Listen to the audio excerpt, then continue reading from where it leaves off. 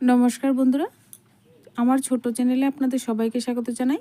বন্ধুরা শিব চতুর্দশী চলে এসেছে, তো বন্ধুরা অনেক সময় বাবার কাছে যদি আপনারা পায়েস ভোগ লাগাতে চান, এইভাবে আপনারা বাড়িতে একবার পায়েসটা তৈরি করুন।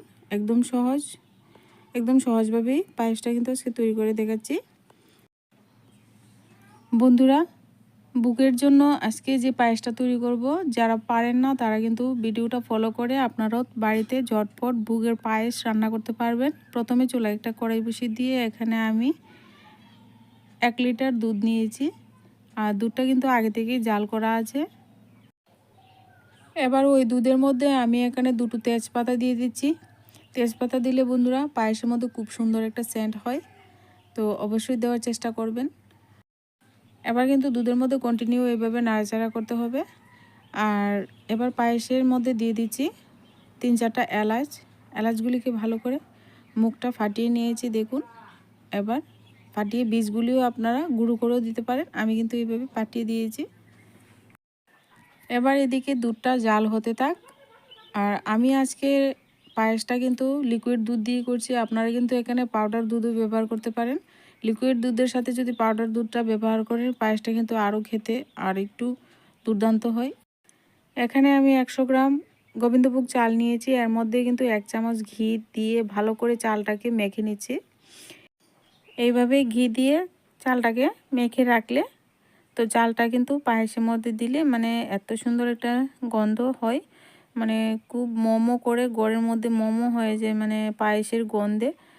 আপনারা বুগের যে পায়েসটা এভাবে রান্না করুন, খুব দুর্দান্ত হয়।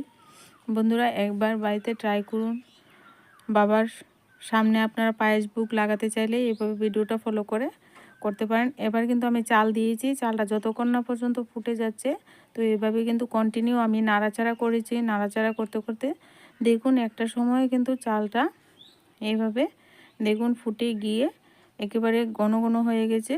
আর চালটা আমার চেক করে নিচ্ছি, দেখুন কতটা ফুটে গেছে। এবার এখানে আমি চুলা আঁচটাকে বন্ধ করে দিয়ে এখানে দিয়ে দিচ্ছি বাতাসা। আমি এখানে আজকে পায়েসটা কিন্তু বাতাসা দিয়ে করছি, আপনারা গুড়ের পায়েস করতে পারেন, চিনির পায়েসও করতে পারেন, পছন্দ অনুযায়ী করবেন। উপর থেকে আমি এবার কিশমিশ দিয়ে দিচ্ছি। আমি জলের মধ্যে কিশমিশগুলি আগে থেকে ভিজিয়ে রেখেছি। আপনারা কিশমিশগুলিকে ঘিয়ের মধ্যে কিশমিশ ভেজে কাজু বাদাম ভেজেও কিন্তু দিতে পারেন। আমি আজকে পায়েসটাতে কাজু বাদাম আর দিলাম না বন্ধুরা, আমার হাতে কাছে নেই তাই দিলাম না, আপনারা কিন্তু দিয়ে দেবেন, দেখতেও সুন্দর লাগবে, খেতেও ভালো লাগবে। এবার দেখুন পায়েসটা এইরকম ঘনত্ব রেখেই কিন্তু আমি চুলার আঁচ বন্ধ করে দেব। আর পায়েসটা দেখুন কতটা সুন্দর হয়েছে, আর নামিয়ে নিলে কিন্তু আরও ঘন হয়ে যাবে, একটু পাতলা রেখে নামাতে হয়। এবার দেখুন বন্ধুরা পায়েসটা ঢেলে পরিবেশন করে নিচ্ছি। আপনাদের কাছে কেমন লেগেছে অবশ্যই কমেন্ট করতে ভুলবেন না বন্ধুরা।